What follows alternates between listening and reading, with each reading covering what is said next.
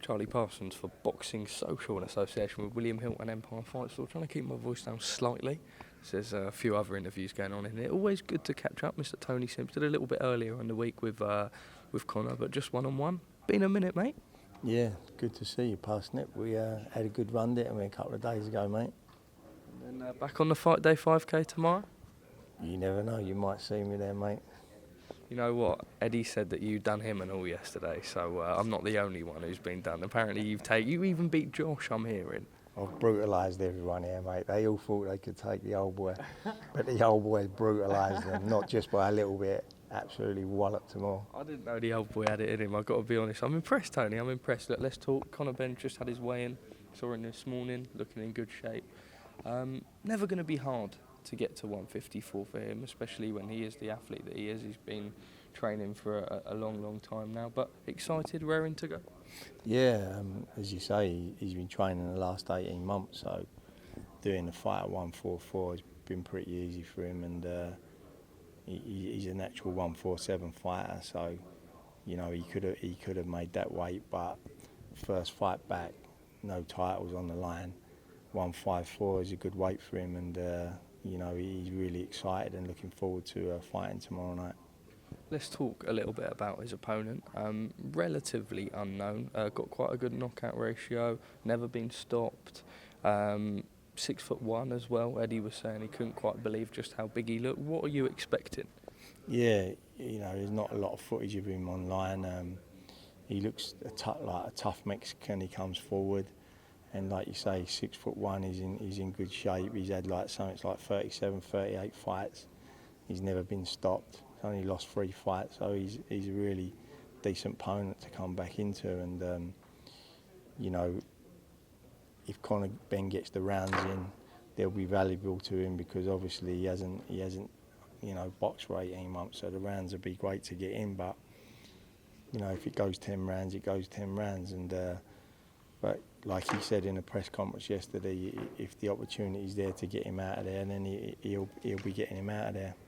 Well, let's pick up on the fact that he is having a return fight. He didn't want any sort of easier or lighter touches first. He wanted to go straight back in with a huge fight, but it was sort of your decision in the end, and it was more just to get used to that fight week feeling, the hotels, the food, the cut.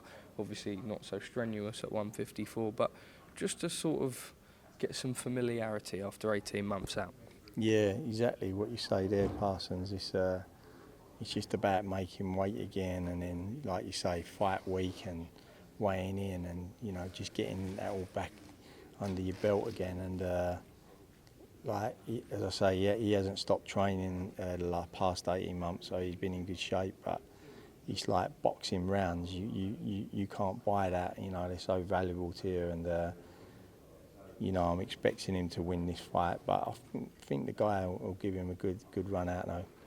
There was something that was brought up today. The head of the PBC over here revealed that he'd had no connection, no comment at all from Robert Smith, that he was quite frustrated, that he'd reached out to the British Boxing Board of Control on several times, and ultimately they'd found no reason to not allow Conor to fight. But frustrations in that Robert Smith didn't even get back to them? Oh, I don't really know about that, Parsons. All I know is he's cleared to fight through all commissions, and we're here to fight. Well, let's talk a little bit about, I suppose, the weight. Pick up on that, because look, the big fight that's out there is that Eubank fight at 160, but he's not a full-fledged. Well, he's not even a full-fledged 154, let alone 160.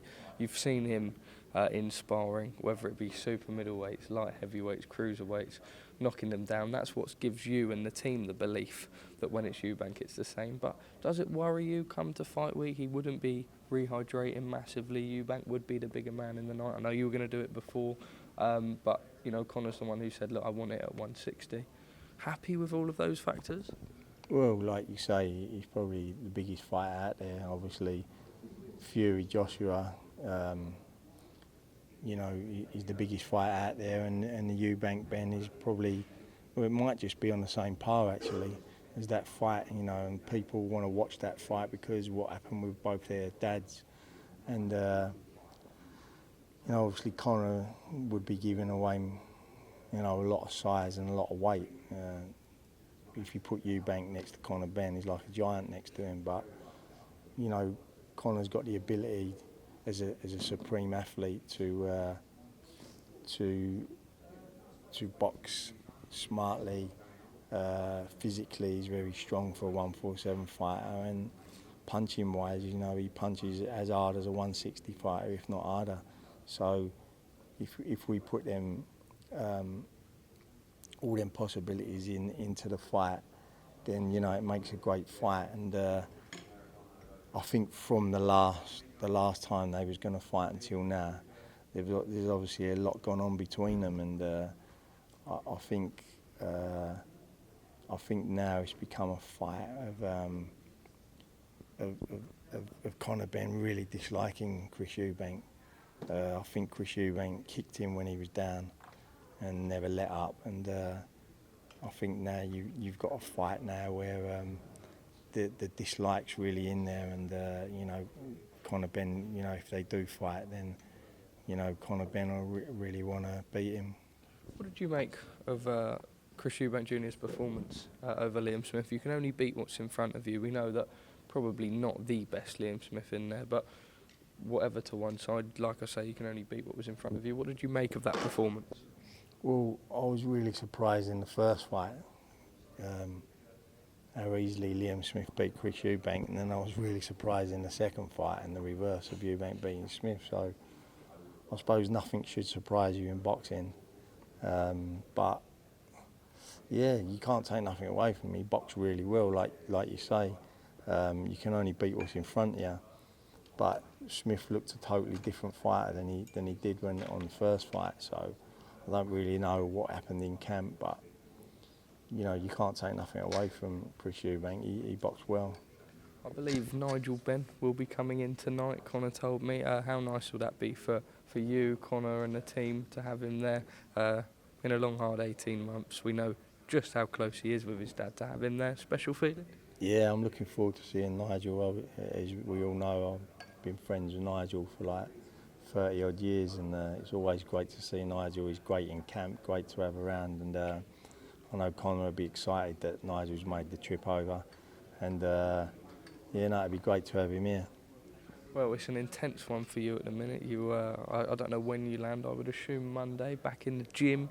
Jordan Thompson takes on Jai Opetaia next week. I saw him last week looking very effortless on the pads. Big step up though to go from Luke Watkins to someone like Jai Opetaia. But you feel like now with the time in camp, time around everyone else, iron sharpens iron, and that is his moment. Yeah, like as you say, he's not fought up at that level, but the difference is that he punches really hard. He's very explosive, and he's also 6'7", so he's a massive cruiserweight. And you know, I believe that someone like him, you could put him in with anyone and he'd be dangerous. And you know, experience-wise, you'd like to have him probably to have a couple of more fights, but the opportunity arose, and he's grabbed it with both hands. And you know, I really do believe that he can do it, and I believe that, you know, he's mentally right for this fight. And as you say, he's been in the gym for the last year, and he's learnt a lot about training and a lot about himself. And I'm looking forward to him fighting next Saturday. Lastly from me, Joe Cordina. We know that he's got a voluntary out in Monaco. What can you tell us about his opponent? I think we've seen him on another Matchroom show before. I can't remember who he was in with, Ray Ford perhaps. But look, spoke to Joe. Under no disillusion, focus on November, focus on the opponent in hand in Monaco. But really eyeing the big fights now after this one, the big money ones as well. He talks about your sort of Navarrete, your Oshaki Foster Hernandez winner, but even also moving up and becoming two-weight world champion. Just wants the biggest fights now. Yeah, and as you say, Vasquez is fighting from Mexico. He's a tough Mexican, come forward fighter, as as they all are, and he lost a very controversial decision to Ray Ford, and that's his only defeat. So he's won a few since then, and you know, he'd be a tough fight for anyone. But I believe in Joe Cordina, and he's an ultimate professional. He gets himself in fantastic condition, and he's got a smart boxing brain, and he's also heavy-handed at super featherweight. And like you say, he comes through this fight, and then there'll be big unification fights on the horizon. I mean, I know he wants to fight Navarrete. I believe that's the big fight in the division, and obviously Navarrete just beat Valdez, so you got to look at him as the #1 fighter in that division. But Joe wants, that's the fight that Joe wants after this fight. He wants to nullify himself as #1 in the super featherweight division. Well, we look forward to seeing that. Joe, someone who certainly has cemented himself on that elite level, certainly on the British circular, but worldwide over the last couple of years. Tony, thank you as always for your time. Nice to be with you this week. Just a final message ahead of Conor Benn's return tomorrow night. Been a long period for you and the team, but happy to be back. Yeah, excited for him to fight, and looking forward to it.